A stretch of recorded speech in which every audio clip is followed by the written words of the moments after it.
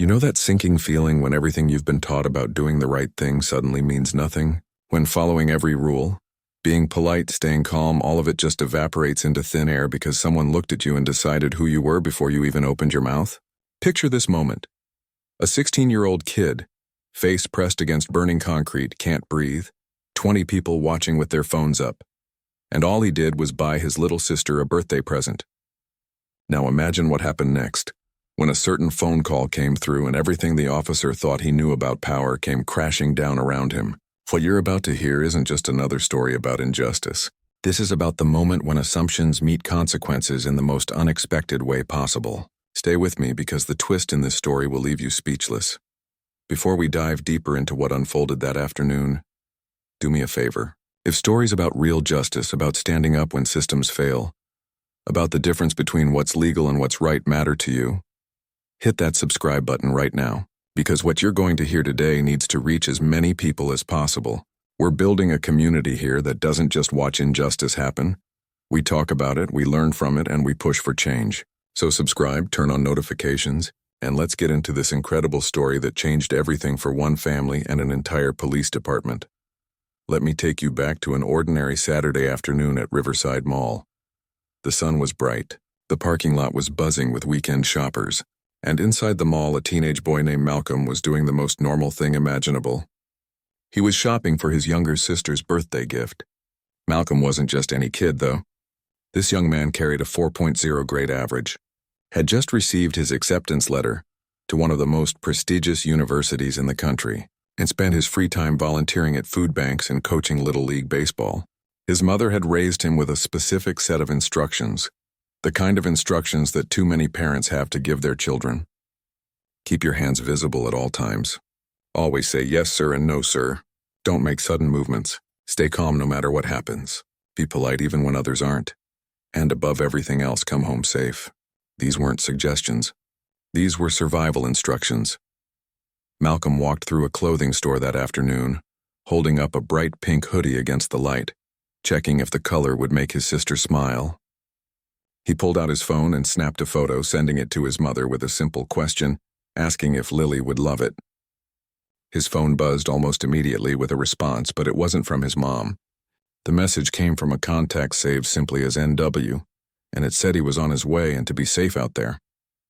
Malcolm smiled at that message, pocketed his phone, grabbed the hoodie along with a matching scarf, and made his way to the checkout counter.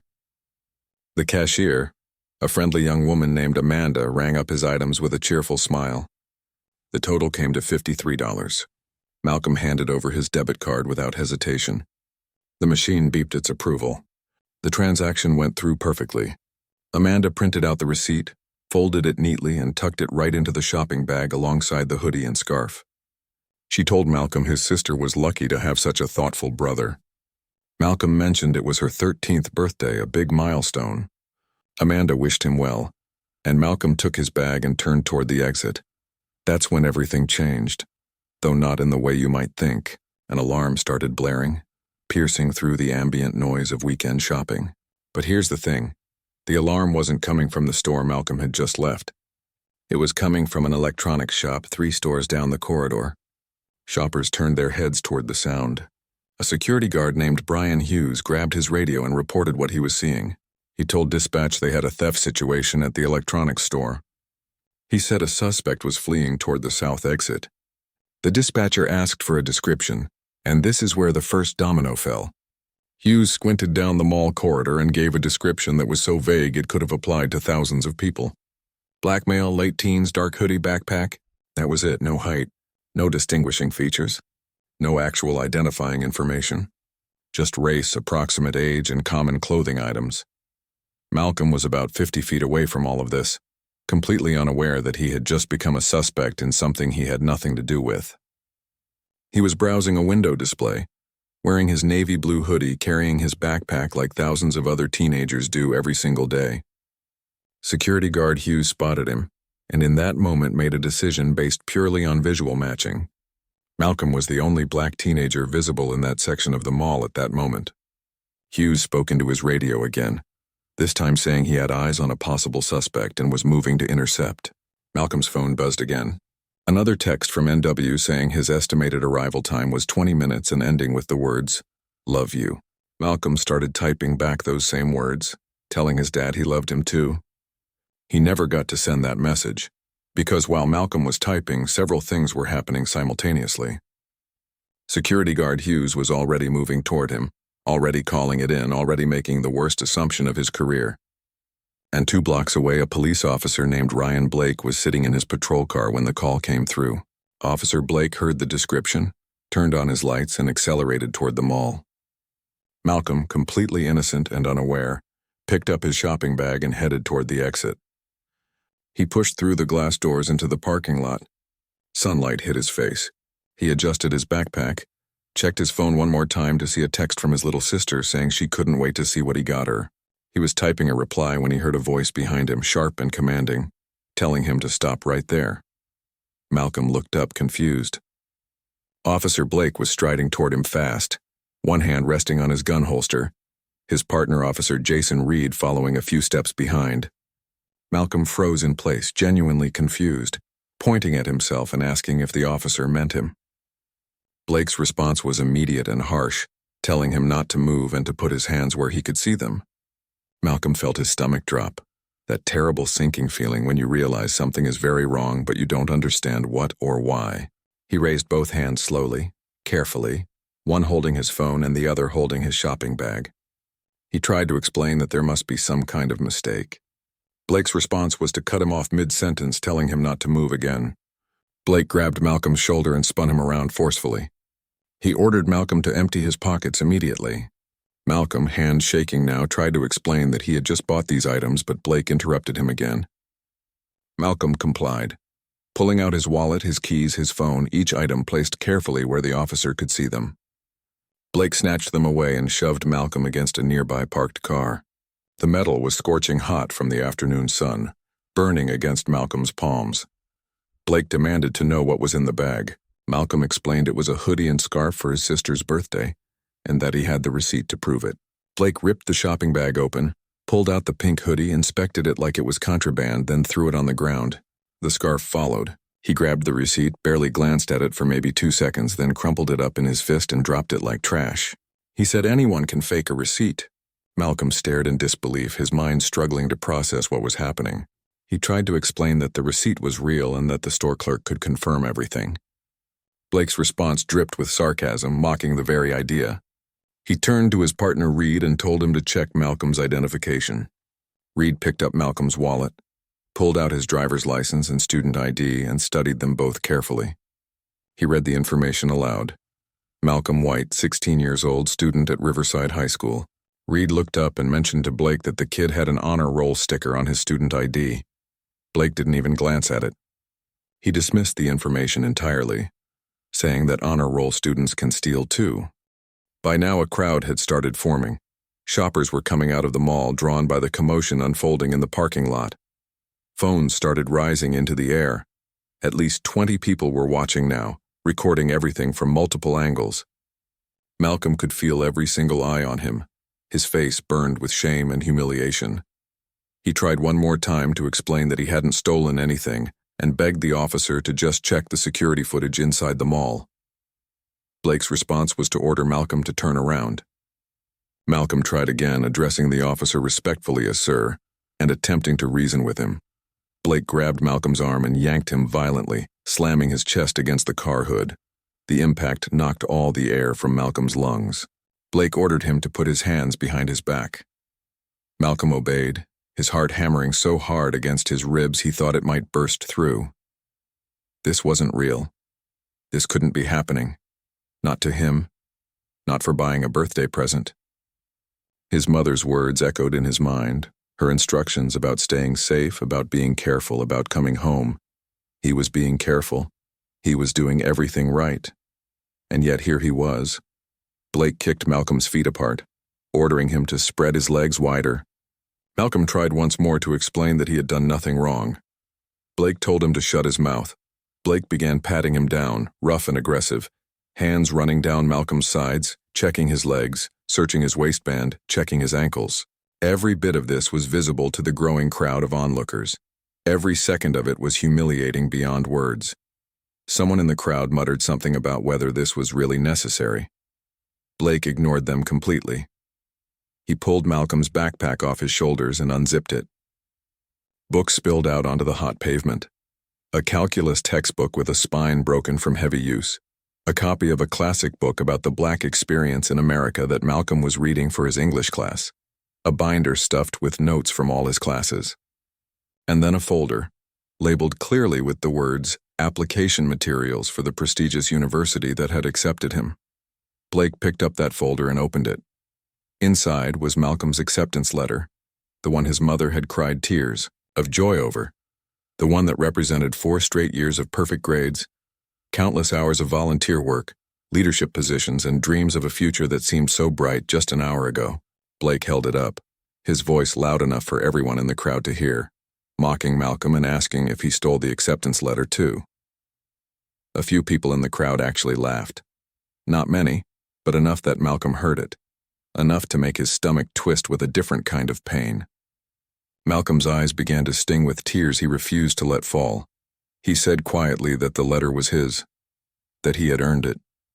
Blake's response was dismissive, saying sure he did, before tossing the folder aside like it was garbage. Pages scattered in the breeze. Malcolm watched his future literally blowing across the parking lot, and something inside him started to break. That's when Amanda Fletcher came running out of the mall, breathless and frantic. She was waving her tablet in the air, calling out to the officers to wait. She identified herself as the clerk from the clothing store where Malcolm had just made his purchase. She said she sold him that hoodie not even 10 minutes ago. Blake barely looked at her, telling her to step back. Amanda tried again, explaining that she had the transaction record right there on her tablet. She thrust the device forward, showing the time-stamped receipt on the screen. Malcolm could see it from where he stood, clear digital proof of everything he'd been trying to tell them. The receipt showed his full name, the last 4 digits of his debit card, the exact time of purchase at 2:43 that afternoon. Amanda pointed at Malcolm and confirmed that was definitely him, explaining she remembered him specifically because he was buying a gift for his sister's birthday. Reed stepped forward, looking at the tablet screen, and suggested to Blake that maybe they should reconsider. Blake cut his partner off mid-sentence, saying they were following protocol. He turned to Amanda, his voice harder now, more aggressive, telling her this was police business and she needed to step back immediately. Amanda's voice rose with desperation, as she insisted that Malcolm hadn't stolen anything and that she had literally just sold him those items. She offered to show them the store cameras. Blake's hand moved to his belt, moving toward his weapon. Amanda hesitated, genuine fear crossing her face. She retreated, but she didn't leave. She stood at the edge of the crowd, tablet still clutched, to her chest, shaking her head, tears forming in her eyes. Malcolm caught her eye and thanked her quietly for trying. She nodded, one tear spilling over and running down her cheek. Blake's radio crackled with static. The dispatcher asked for his status. Blake keyed his radio and reported that the suspect was detained and he was requesting backup for transport. The dispatcher confirmed backup was on the way and added something that made Malcolm's blood run cold. They told Blake to be advised that the suspect might be armed. Malcolm felt his whole body go numb. His voice came out strangled as he tried to explain that he wasn't armed, that he didn't have any weapon. Blake's hand went to his gun. His order was immediate and terrifying, telling Malcolm to get on the ground right now. Malcolm tried to explain again that he wasn't armed. Blake drew his weapon. The gun came out of its holster in one smooth, practiced motion. The crowd gasped. Several people screamed. Reed's hand went to his own gun, but he didn't draw it, and the look on his face showed clear discomfort with what was happening. Malcolm dropped to his knees, hands raised high above his head, begging the officer not to shoot.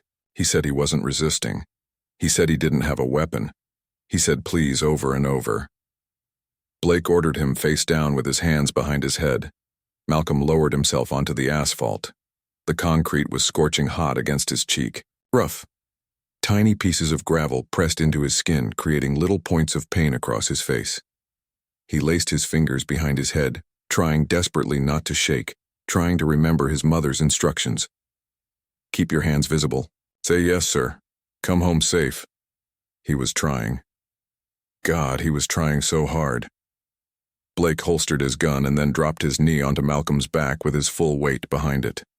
The air rushed out of Malcolm's lungs in a painful gasp. He couldn't expand his chest to breathe.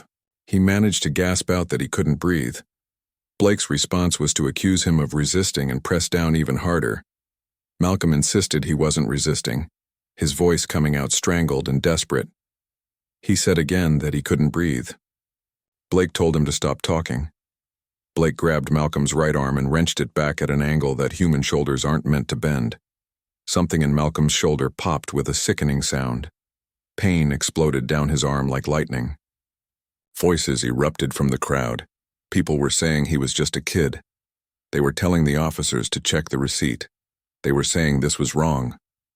One mother whispered to her daughter that this was messed up, but her phone stayed up. 20 cameras recording from 20 different angles. 0 people physically intervening to help. Malcolm's phone, lying on the ground near his head, started buzzing. The screen lit up with 2 words that made Malcolm's heart ache. Dad calling. It rang and rang and rang. Nobody answered it. A second patrol car pulled into the parking lot, lights flashing red and blue, adding to the chaos. A sergeant named Kenneth Graham stepped out along with 2 more officers. Graham walked over calmly, taking in the scene before him. He asked what they had.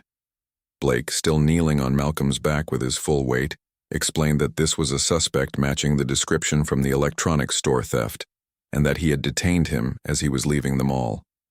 Graham looked down at Malcolm pinned beneath his officer's knee, then at the scattered shopping bags and papers spread across the pavement. He bent down and picked up the crumpled receipt that Blake had discarded. He smoothed it out carefully and read it with attention to detail. He noted aloud that this receipt was from today, time-stamped just 20 minutes ago. Blake suggested it could be forged. Graham's eyebrows rose in disbelief at that claim. He asked if Blake was suggesting someone forged a receipt in 20 minutes. Blake insisted it was possible. Graham crouched down to get a better look at Malcolm's face. Blood had started trickling. From Malcolm's nose, a small red stream running across his cheek. Graham asked for his name. Malcolm managed to whisper his full name and add that he was 16 years old and a student at Riverside High School. Graham picked up Malcolm's student ID from where Reed had dropped it on the ground. He studied it, carefully, noting the honor roll designation and the perfect 4.0 grade average printed on it. He looked up at Blake with an expression that was hard to read. He asked if Blake had patted the kid down. Blake confirmed he had and that Malcolm was clean with no weapons. Graham asked if there was any contraband in his bags. Blake listed school books, papers, college materials. Graham stood up slowly, taking his time. He looked at the crowd, at all the phones recording from every possible angle, every detail being captured. He looked at Amanda Fletcher still standing there holding her tablet with trembling hands. Then he looked back at Malcolm, still pinned under Blake's knee, face against the burning concrete.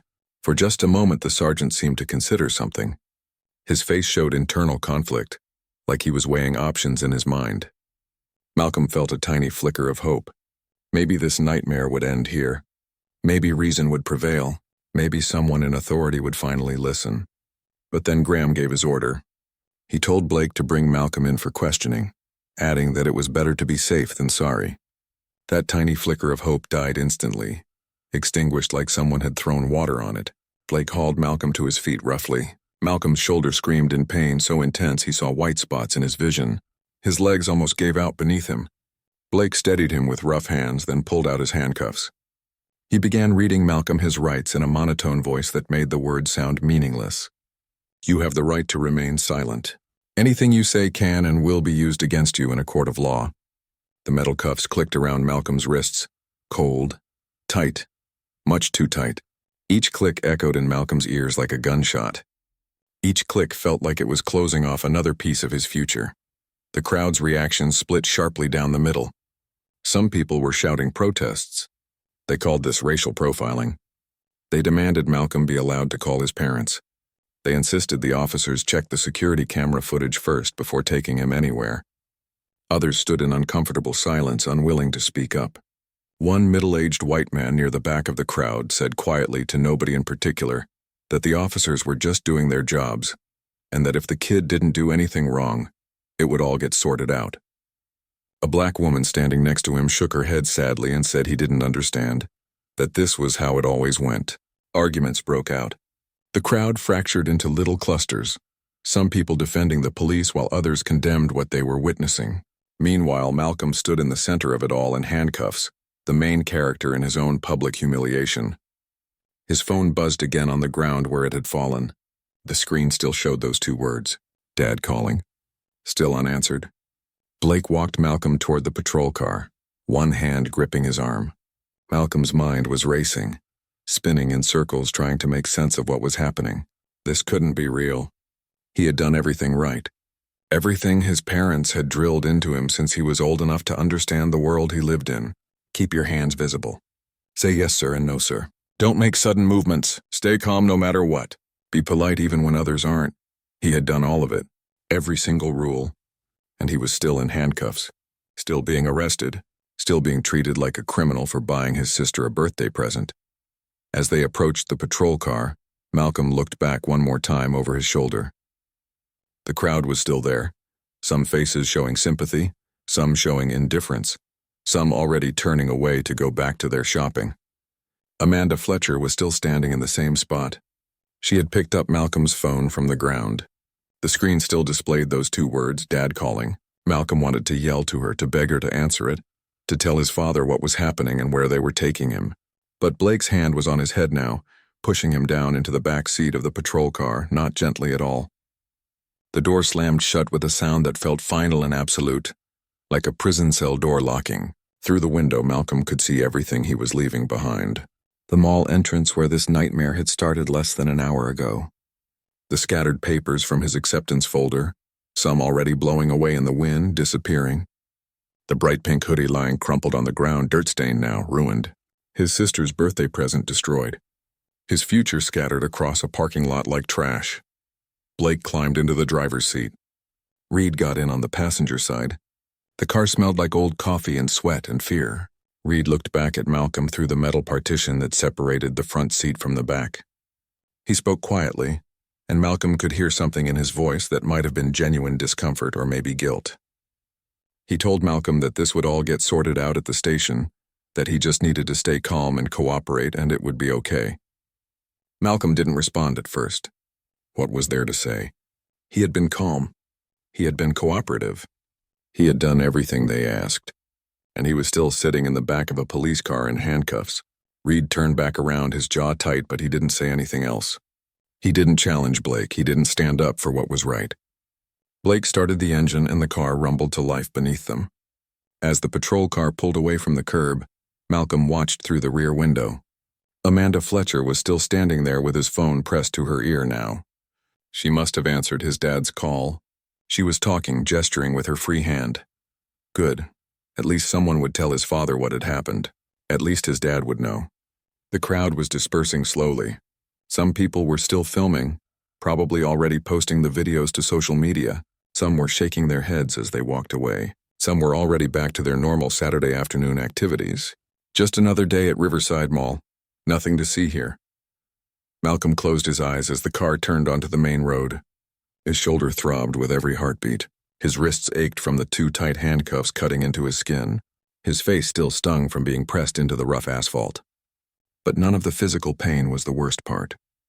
The worst part was the humiliation that burned through him like acid, the helplessness that made him feel small and powerless, the knowledge that he had done absolutely everything his mother had taught him to do, everything she had drilled into him to keep him safe, and none of it had mattered.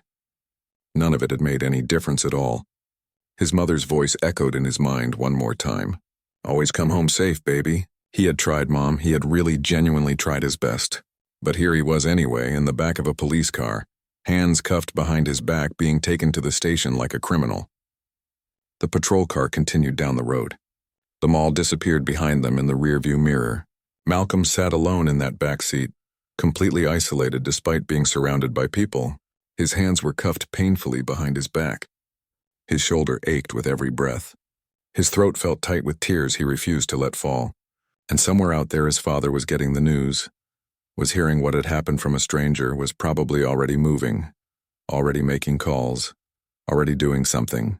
But Malcolm didn't know that yet. Malcolm didn't know that in less than an hour everything would change again.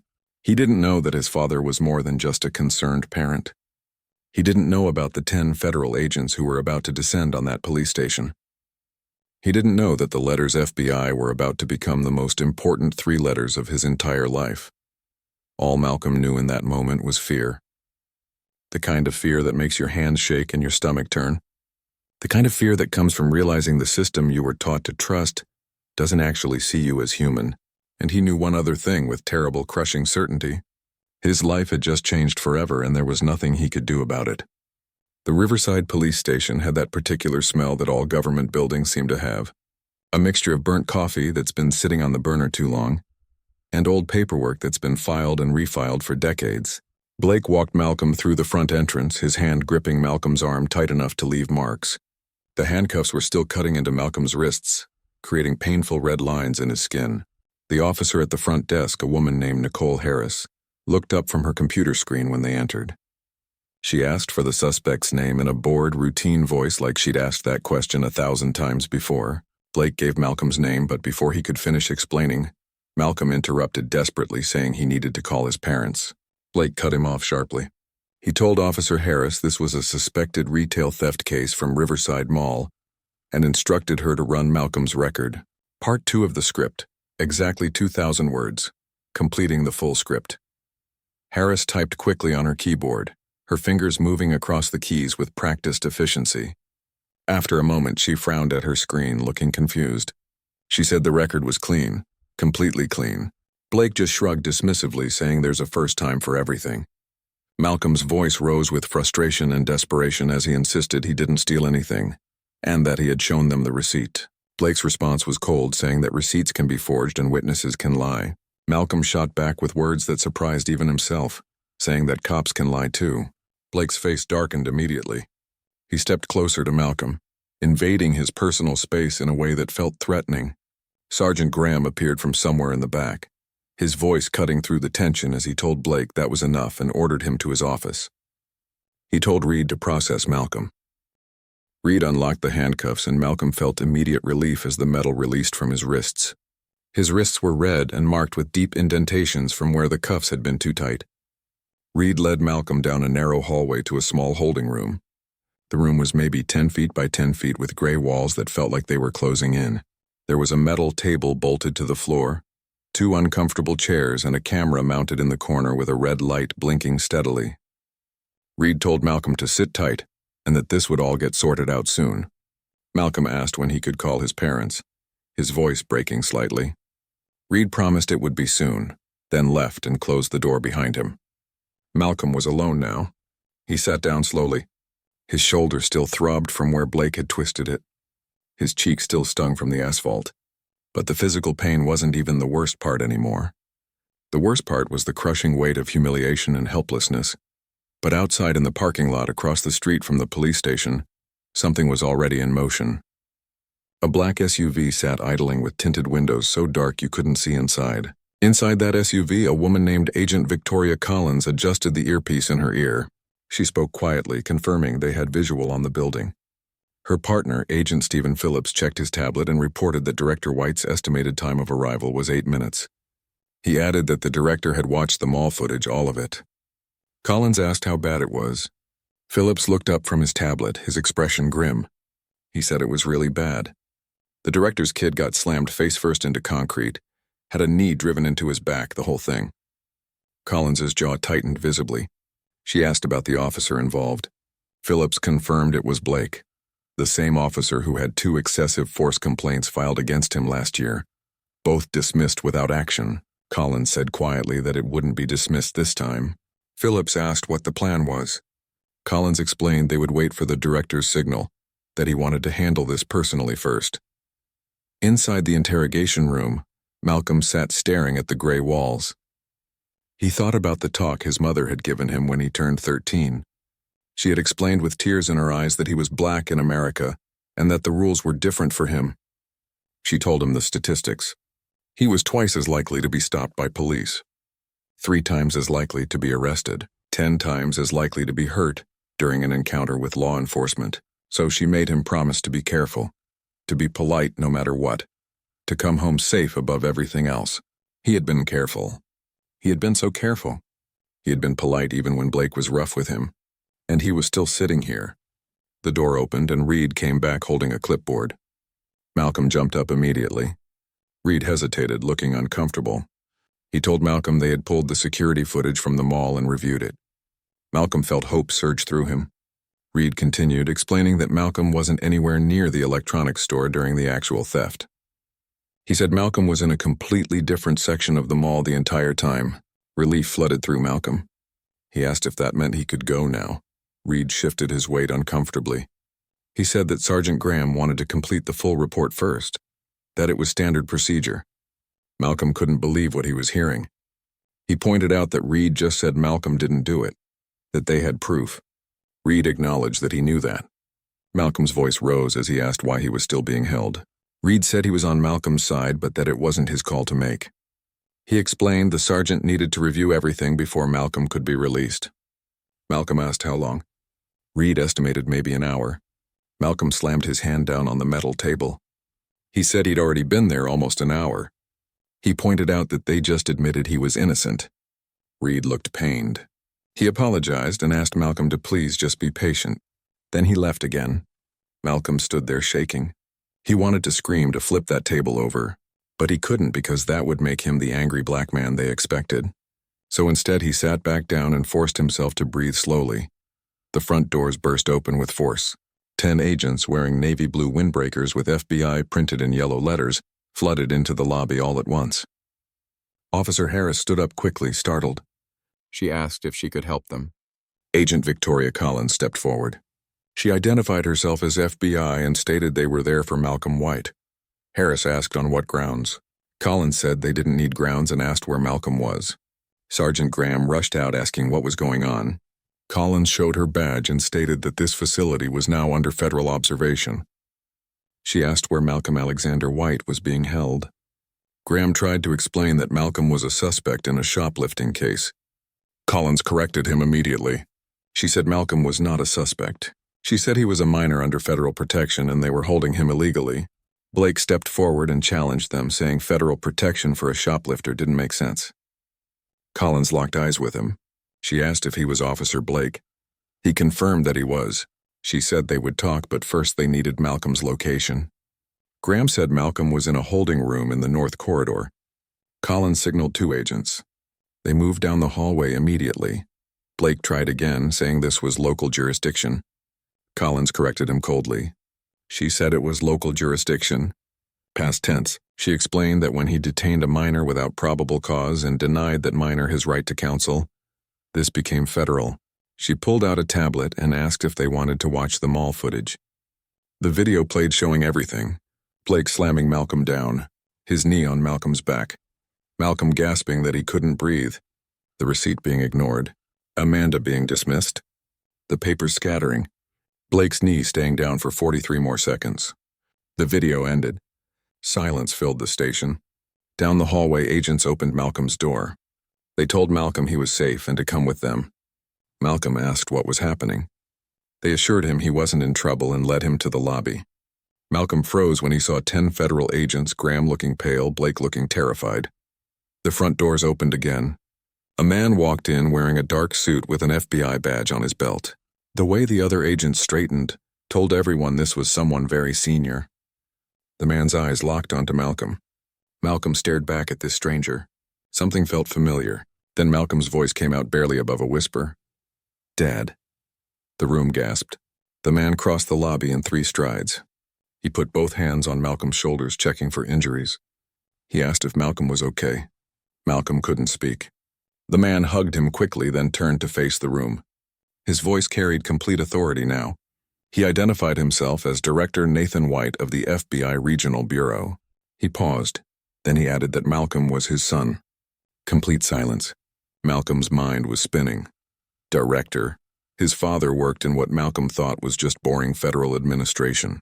He had no idea. Nathan kept one hand on Malcolm's shoulder.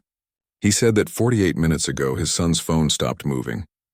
He explained he had a tracking app on Malcolm's phone, standard for federal agents' families. When he saw Malcolm's location at this police station, he pulled the mall footage himself. He looked at Blake. He said he watched everything. The stop, the search, the force, the denial of rights. His voice was controlled but furious underneath.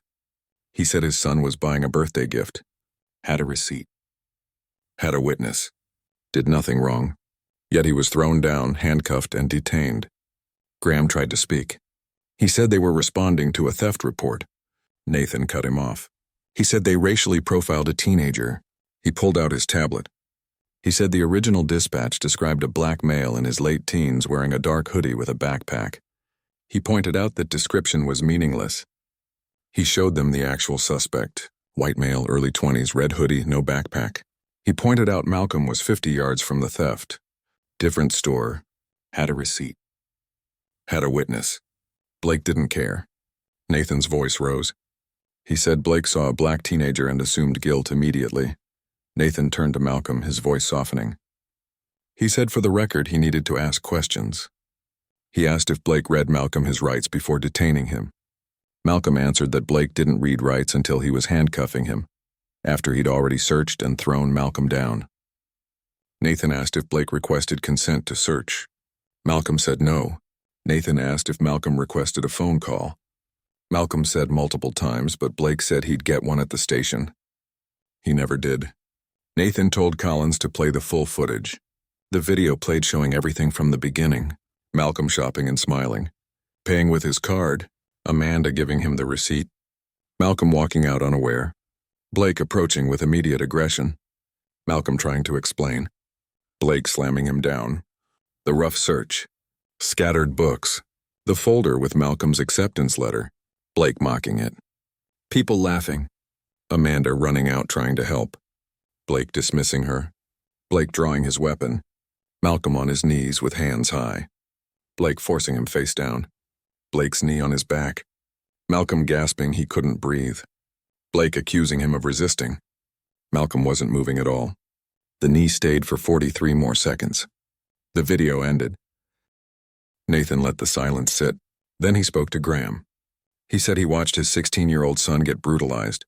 Honor roll student bound for a top university who never had a detention. He watched Malcolm plead innocence while evidence was at his feet being ignored. He watched his son be denied his rights. And he watched 50 people film instead of help because they feared police. His voice hardened. He said this wasn't bad policing. This was federal civil rights violation. It ended today. Nathan turned to Collins. He said he wanted statements from every officer involved. Body camera footage, dispatch recordings, mall footage preserved. Everything official federal investigation. Collins confirmed. Nathan turned to Blake. He said Blake put his knee on Nathan's son's back while the boy begged for air. He mocked Malcolm's achievements. He denied him a phone call. He drew his weapon on an unarmed teenager with a shopping bag and receipt. He violated Malcolm's 4th, 5th, and 14th Amendment rights. He paused. He asked if Blake had anything to say. Blake's voice came out weak. He said he was following training. Nathan's voice rose. He asked if Blake's training taught him to racially profile minors, to ignore physical evidence. Blake mentioned the description. Nathan said describing someone as black male in a hoodie is not a description. It's a stereotype. Blake used it to justify assaulting Nathan's son. He addressed the room. This incident was under federal investigation. Officer Blake was suspended. Badge and weapon now. Blake looked at Graham desperately. Graham looked at the floor. Nathan repeated it now. Blake's hands shook as he removed his badge and set it on the desk, then his weapon. The sound echoed. Nathan turned to Malcolm. He said it was time to get him out of there. Malcolm nodded. They walked to the exit, Nathan's hand protective on Malcolm's shoulder. At the door, Nathan looked back. He said this didn't end here. There would be real accountability. Not just for Blake, but for every system that allowed this. Count on it. Outside, Malcolm stood shaking. Nathan said Malcolm was safe now. Malcolm started to say he didn't do anything wrong. Nathan said he knew. Malcolm felt tears coming. Nathan pulled him into a hug and told him to let it out. Malcolm cried. All the fear and humiliation poured out. After a moment, Nathan said they were going to make sure this meant something. Not just for Malcolm, but for every kid who didn't have an FBI director for a father.